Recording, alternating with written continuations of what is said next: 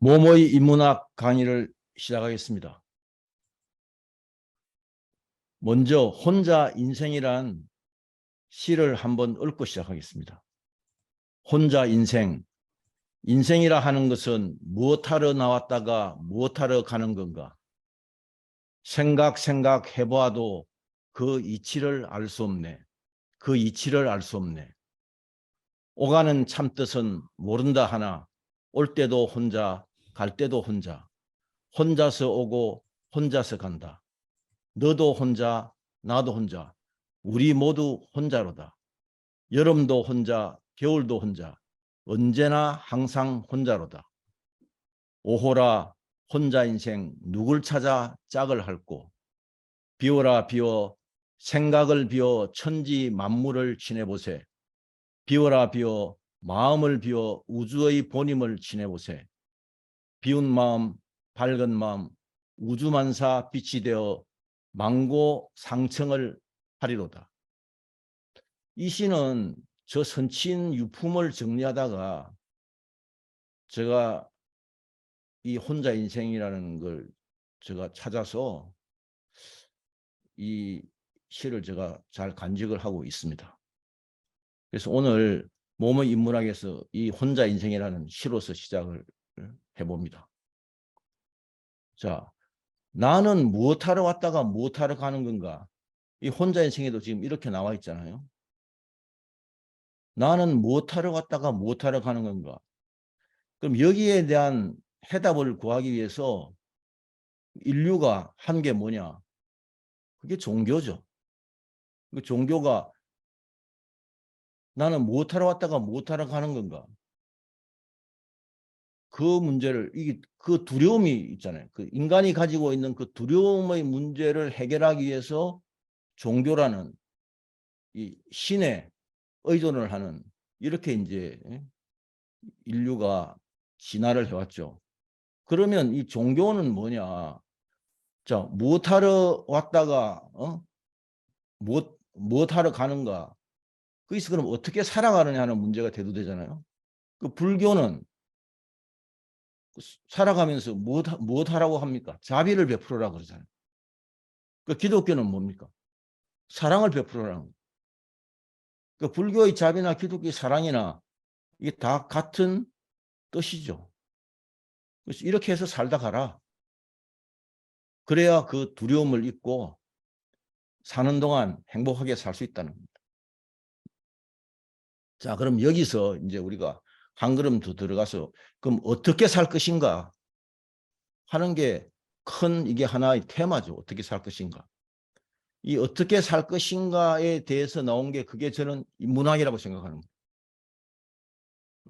그 인문학 한자로 보면 사람 인자에다가 뭐 걸을 문자지 이거 학문할 때 배울 학인데 결국은 뭐냐면 사람과 그 사람이 살아가는 환경이 이게 이제 크게 걸을 문을 더 확대 해석하면 그 문화죠. 그래서 인간과 문화의 그 본질과 그 이치를 연구하는 게 그게 인문학이다. 이게 이제 영어로는 인문학을 휴머니티즈라고 그래요. 제가 찾아보니까 휴머니티즈는 이게 로마 시대 휴마니타스에서 나왔더라고요. 이것도 휴먼이라는 결국 인간을 대상으로 하는 그런 학문이 인문학이다. 자, 그런데 우리가 이 인문학을 어떻게 살 것인가? 우리가 항상 불안하게 살고 뭔가 두려움을 가지고 그다음에 방황을 하고 이렇게 현대인이 살아가잖아요. 대부분. 그건 왜 그렇게 살아가느냐? 특히 지구촌에서도 우리나라가 더 그런 것 같아요. 왜? 삶의 철학이 없어요. 우리나라가 이 대학교에서 철학이 제가 그 대학 다닐 때만 하더라도 교양 과목에 철학이 교양 필수였는데 철학이라는 것 자체가 없어졌잖아요. 그거는 박정희 정권 때 결국 독재를 하기 위해서 철학이라는 과목 자체를 없애버린 거예요. 그러다 보니까 철학이라는 이걸 가지고 생각을 하지 않고 그냥 살아가는 거예요. 그 삶의 철학은 뭐냐? 우리나라는 돈이죠, 돈. 오로지 돈 하나. 그 이렇게 철학이 없이 살아가다 보면 여러 가지 병폐를 일으킵니다. 자, 그래서 그럼 철학이 뭔데? 다시 이야기하면 나침반이에요. 그죠? 우리가 어디서 왔다가 어디로 가는지도 모르지만 그 살아가는 동안에 내가 어떻게 살아가야 될 것인지 하는 그 나침반입니다. 요즘 이야기 말하면 내비게이터죠. 요즘 이게 내비게이터 없으면 길을 못 찾아가잖아요. 그 나침반 내비게이터가 없을 때는 우리가 기억을 해서 찾아가는데 지금은 내비게이터에 다 의존해버리는 거예요.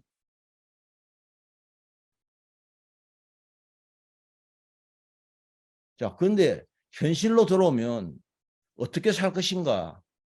모든 사람이 행복하게 살고 싶다 그러잖아요. 그러니까 우리나라는 행복하게 사는 그 인사로 항상 해가 바뀌면 또는 어떤 행사가 있고 그러면 부자 되세요 이런 이야기 하잖아요. 그 부자 되세요는 마음의 부자가 되라는 뜻이 아니고 돈 많이 벌어라는 뜻이잖아요. 그 말 자체가 그 시대의 언어가 그 시대를 반영하고 있는 거예요. 너무나 천박한 말이죠. 부자 되세요. 저는 그 말을 듣는 순간 너무 역겹더라고요. 우리가 꼭 부자가 돼야 되냐? 돈이 많아야 되냐? 그렇지 않다고. 행복하게 살고. 자, 그러면 행복하게 살려 그러면은 오늘 행복해야 되는 거예요. 그 과거에 속박되지 않고 미래에 희생되지 않는 오늘 행복해야 되는 거예요. 이 오늘이라는 이거를 산스크리트에서 그 찰나라 그러죠. 이게 불교에서 이제 이 찰나라는 말을 쓰고 있는데 불교에서는 찰나의 행복 그럽니다. 찰나. 뭐 영어로 말하면 뭐냐? this moment죠. this moment. 이 순간 행복해야 되는 거예요. 자, 그러면 이 순간 행복하기 위해서는 어떻게 해야 되냐? 지금 이 순간에 하고 있는 일에 집중을 하면서 즐겨야 되는 거예요. 그 자식을 키울 때도 마찬가지죠. 자식이 어떤 데 재능이 있고 그 재능을 발휘할 수 있도록 부모가 거기에 대한 나침반 역할을 하게 되면 크든 작든 자식이 하고 싶은 일을 하면은 거기서 집중을 하게 되고 즐기게 되잖아요. 거기는 그 창의력이 나오는 거예요. 거기다 하나 덧붙여서 꿈이 큰 꿈이든 작은 꿈이든 꿈을 가질 수 있도록만 그렇게 만들어주면 자식은 성인이 되고 난 다음에 그 토양과 그 영양분 하에서 제대로 한 인격체로서 성장해 가는 거죠. 자, 그런데 우리는 혼자 태어나서 갈 때 혼자 가지만은 살아있는 동안은 혼자 못 살잖아요. 그래서 뭡니까? 공동체를 만들잖아요. 그 영어로 그걸 커뮤니티라고 그러잖아요. 이 공동체에서 살아가려고 그러면 더불어 같이 살아가야 되니까 그럼 더불어 같이 살아가려면 우리가 기본적으로 사람과 사람과의 관계 속에서 지켜야 될 어떤 원칙이 있는 거죠. 그거를 뭐라 그러냐? 그거를 우리 성리학에서 사단칠정이라고 그러죠. 이 사단칠정을 가지고 논쟁을 많이 했죠. 그러니까 태계 이황은 이기이원론, 그다음에 기대성은 이기이론론을 가지고 이게 이기 논쟁을 많이 벌였잖아요. 근데 그때 태계 이황하고 그 동시대를 살았던 남명조식은 이렇게 이야기합니다. 태계하고 유일하게 주고받은 편지 속에서 아니 사단칠정에 대한 이기이론론이나 이기이원론에 대한 것들은 이미 중국에서 주자가 다 정리를 했지 않냐. 그걸 왜 또 지금 또 그 논쟁을 하고 있냐. 그 탁상 공론을 하지 마라. 선비가 아침에 일어나서 자기 집의 마당에 뜰을 썰지도 않으면서 이런 논쟁만 하고 있어도 되겠느냐. 이제 그런 말씀을 하셨거든요. 그래서 이 사단칠정이라는 게 이게 되게 한자로 하면 어려운 것 같지만은 어렵지 않아요. 그죠? 이 사단이라는 거는 결국 척언지심, 수호지심, 사양지심, 십이지심 이걸 사단이라고 그러거든요. 그 사단을 제일 먼저 사단을 이야기하신 분이 그 명자가 이야기했다고 제가 알고 있는데 그 척언지심, 사람을 봤을 때 불쌍한 사람을 보면 가여운 마음이 일어나야 되는 거예요. 그걸 이제 인이라고 그러잖아요. 수호지심, 내가 거짓말을 하고 그다음에 뭔가 다른 사람한테 부끄러운 일을 했으면은 이 부끄러운 마음이 수호지심이 일어나야 됩니다. 수호지심이 일어야만 의를 행할 수 있다는 거예요. 그다음에 나이가 많건 나보다 불편한 사람이건 힘든 사람이건 특히 남자 같은 경우 여자에 대해서 먼저 양보를 해야 됩니다. 사양지심이 있어야 돼요. 그게 예잖아요. 그럼 이렇게 살아가는데 살아가다 보면 이게 옳고 그러고 하는 이런 일들이 일어나고 있는데 그걸 내가 그냥 무심코 모르고 지나가면 안 되잖아요. 시비지심을 할 수 있는 이런 마음이 있었는데 그걸 이제 지라 그러잖아요. 그러니까 이 사단이 우리가 사단이 있어야만 우리가 더불어 살아가는 공동체가 행복한 공동체가 될 수 있다는 거예요. 그러면 칠정은 뭐냐? 칠정도 이게 중국에서 오는 걸로 알고 있는데 칠정은 이걸 찾아보면은 원래 우리 환인 환웅 당군 때 칠정이라는 이야기를 그때부터 썼었어요. 그러니까 중국 입장에서 보면 동이족이 쓴 거예요. 그러니까 우리의 상고사 입장에서 보면 우리는 환인 환웅 배달국 때부터 써온 일이에요. 그 칠정이 뭐냐? 희로애락 애호욕이 7가지. 인간은 이 7가지 감정으로서 감정이 항상 표출된다는 거예요. 그 희로애락 애호욕을 이게 희로애락 애호욕 7가지 감정을 칠정을 발휘할 때 제대로 발휘를 해야 됩니다. 기쁠 때 기뻐해야 되고 화를 때는 화를 해야 되고 슬퍼할 때는 슬퍼해야 되고 즐길 때는 즐겨야 되고 사랑할 때는 사랑을 해야 되고 미워할 때는 미워해야 되고 뭔가 욕망이 있어서 할 때는 그걸 해야 된다는 거예요. 근데 이거를 해야 될 때 하는 그거를 복잡하게 우리가 중용을 이야기하는데 그 중용은 한마디로 제가 쭉 해서 함축하면 희로애락 실정이 발현될 때 발현될 수 있도록 나를 가다듬어서 할 수 있는 게 그게 실정이다. 우리가 이게 서양에서 말하는 이거 더불어 같이 살아가는 건 너무 복잡해요. 저는 사단 칠정을 가지고 이야기하면 너무 쉽게 이해가 되고 또 사람한테 설명을 할 수 있더라고요. 제가 한국 사람이고 동양 철학의 그 DNA를 받아서 그런지 모르겠지만은 하여튼 이 사단 칠정, 우리가 사단 칠정을 잊어서는 안 된다. 현대인도. 이게 어려운 게 아니다. 들여다놓고 보면은 쉽잖아요.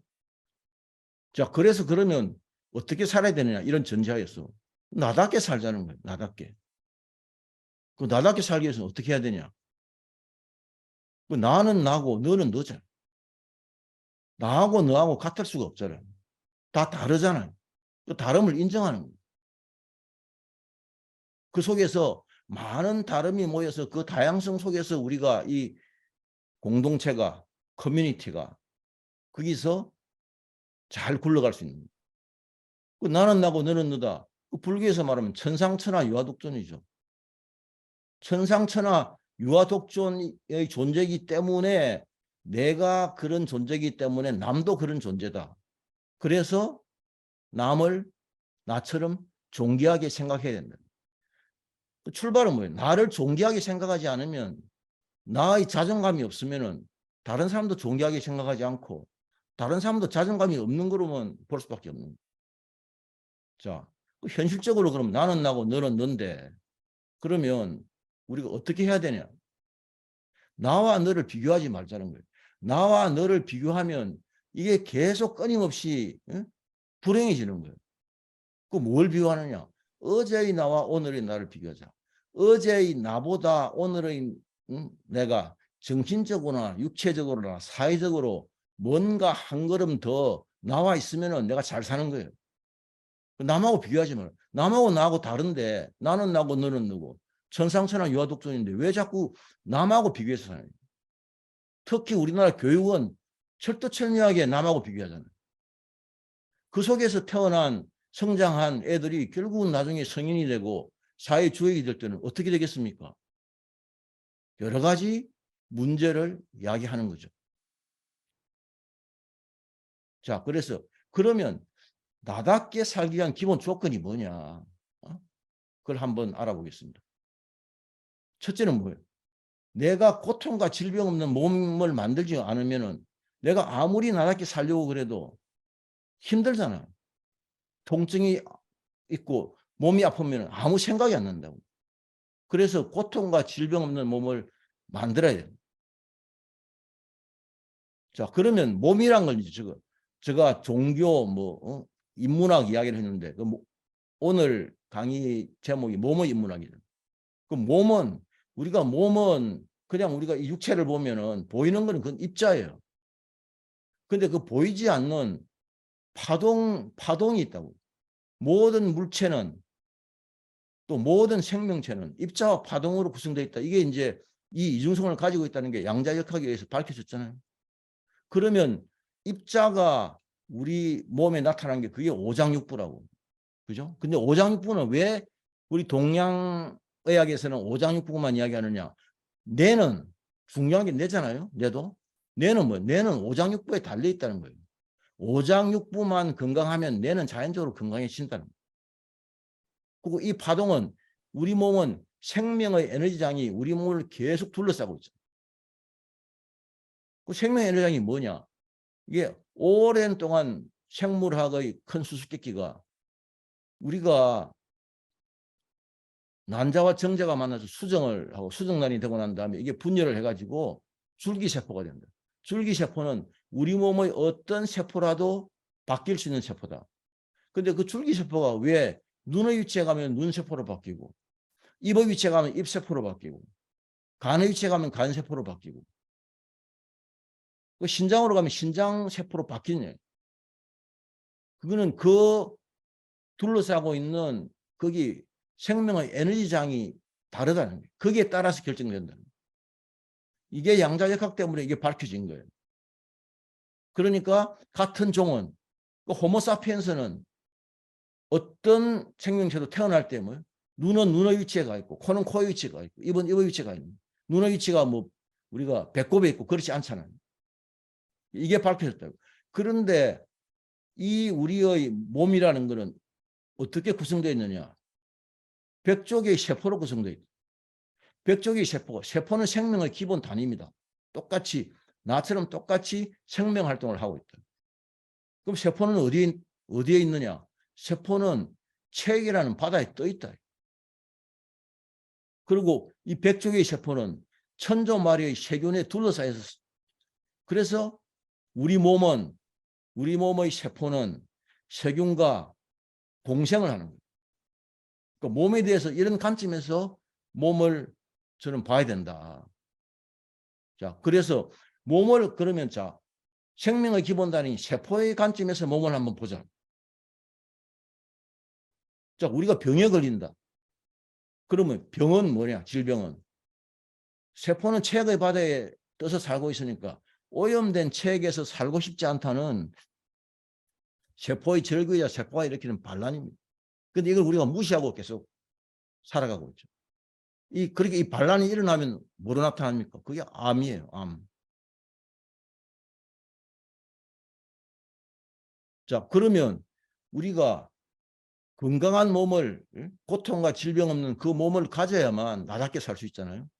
그래서 그러면 세포가 떠 있는 체액의 독소를 배출하고 거기 막힌 모세혈관을 뚫어서 산소와 영양소를 공급하여 세포의 자연 출익이 복원하면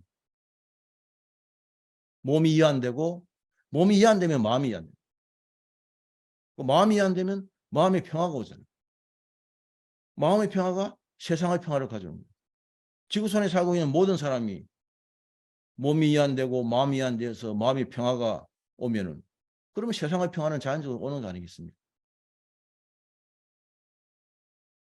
자, 그래서 몸이 없으면은 우리는 존재할 수 없죠. 그래서 마음은 몸에서 나온다. 저는 이걸 심신불이라는 거예요. 심신불이는 양자역학에서 이게 과학적으로 입증이 된 거예요. 몸과 마음 사이에 초양자장이 있어서 몸과 마음이 공명을 일으킨다. 심신불이다. 자, 오늘 강의 또 마지막은 멍텅구리라는 시로서 끝맺음을 하겠습니다. 멍텅구리, 멍텅구리, 멍텅구리, 모두 멍텅구리. 온 곳을 모르는 그 인간이 갈 곳을 어떻게 안단 말까? 온 곳도 갈 곳도 모르느나 그것도 저것도 멍텅구리. 올 때 빈손에 왔으면서 갈 때 무엇을 가져갈까? 공연한 탐욕을 부리느나 그것도 저것도 멍텅구리. 100년도 못 사는 그 인생이 1000만 년 죽지를 않을처럼 끝없는 걱정을 하는구나. 그것도 저것도 멍텅구리. 세상에 학자하는 이들 동세도 모든 걸 안다 하되 자기가 자기를 모르느나 그것도 저것도 멍텅구리. 멍텅구리 멍텅구리 모두 멍텅구리. 자, 이것으로 오늘 강의를 마치겠습니다.